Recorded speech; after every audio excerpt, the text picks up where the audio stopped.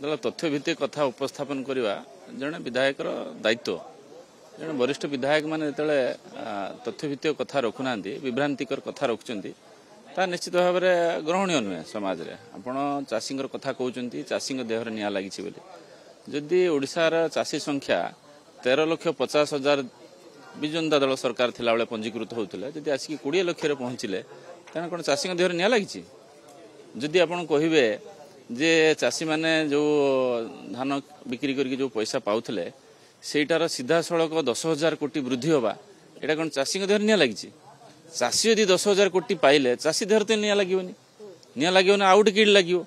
तेणु से जगह जेठी निआ लगी मैंने जापर कौटी निआ लगी संबलपुर बरगढ़ चित्र आसूची चाषी मैंने नहीं धान पहुंचले टोकन मिलनी अनेक जगह तो से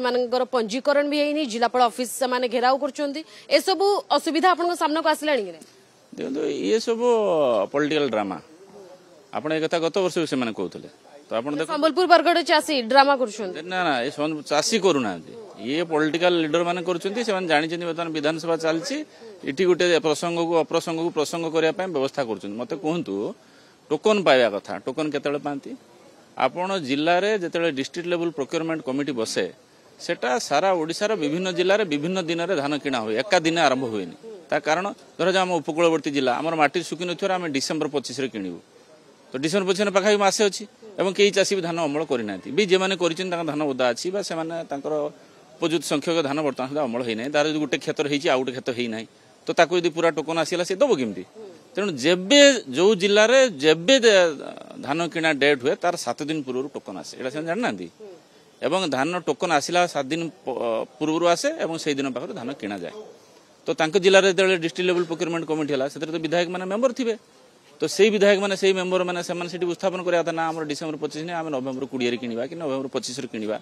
तो से डेट रखिए गोटे मस भितर आग पछ हो किणा जाए और जार जब किणा हेले शेष तारीख मार्च 30 पर्यंत रही मार्च 30 भितर आम धान उठेबार काम आम किंतु से माने जो आमको विरासतर जो असुविधा सृष्टि करके आप मंडी में देखिए गोडाउन ना धान किणी सारापर जिते संख्या अधिक संख्यार धान किणा से प्रकार मिलर मान इनफ्रास्ट्रक्चर ना प्रसन्न आचार्य कहते गोडाउन जाए चेक करूँ स्टॉक चेक करूँ खाली अच्छी कि मिछे सरकार कहते कि गोडाउन भर्ती होगी जगह ना देखो गोडाउन कथा आप दुईटा प्रकार गोडाउन कथा कहुए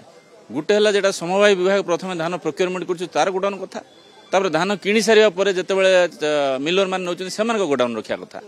ता सहित से चाउल प्रोडक्शन कर देवा गोडाउन कथा गोडाउन विभिन्न भेद विभिन्न प्रकार रही तो जेहेतु एत हठात कि एकाथरे पखापाखि आप 50% बढ़ी जदि 13 लाख चाषी 20 लाख चाषी जदि 57 लाख मेट्रिक टन रु आसिक 100 लाख मेट्रिक टन हो तो निश्चित भाव में अव्यवस्था सृष्टि गोटे स्वाभाविक कथा यहाँ तो प्रक्रिया तो से सरकार प्रस्तुति कर प्रकार भाव प्रति सब डिविजन प्रति ब्लॉक रे कि प्रकार गोडाउन करेंगे